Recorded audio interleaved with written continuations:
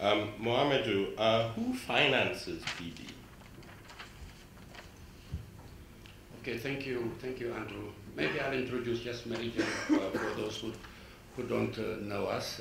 Meridiam is a global leader in infrastructure investing. We have about 3 billion euros of assets under management. We are celebrating this year our 10th anniversary, and over those 10 years, we've closed about 40 transactions, mainly in OECD countries. Meridiam, I think, is known mainly for two things. One is that we are a long-term investor. I think we are one of the rare, if not the only, fund with duration life of 25 years in OECD countries.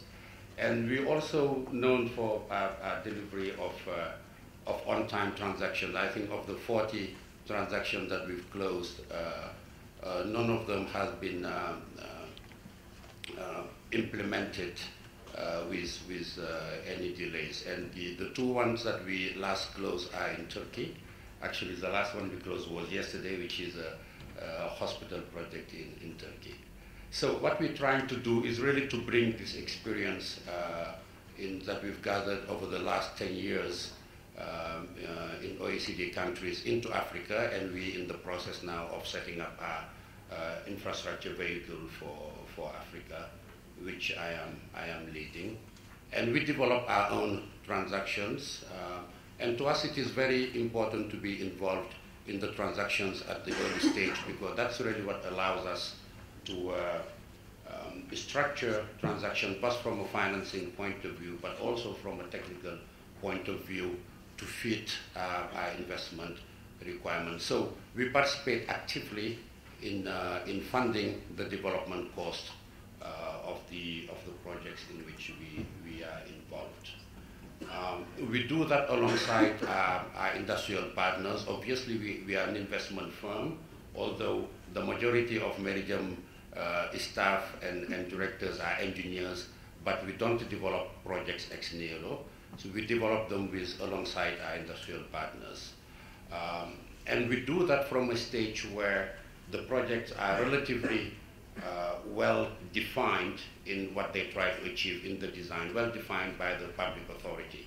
So from that point onwards, we invest in the development cost. The question now is what happens before the project reaches a stage where we are involved as a developer and finance that part, of course, and who finances that early stage portion. I think here, institutions like Africa 50 have a key role to play. DFIs have a key role to play. Governments also have a key role to play.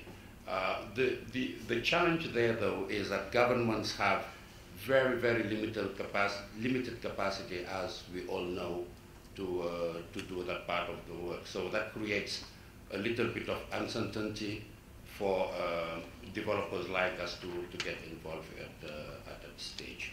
So to sum up what I'm trying to say is that there are two stages in the development process. One is the very early stage where we really need patient capital from development finance institution, from government to bring in clear definition of projects and what they're trying to achieve. And then we as private sector investors can take over to translate that design, that desire into a bankable project that we will implement as developer and investor at a later stage. Thank you. Doing business in Africa, you can't afford to be without Africa Investor.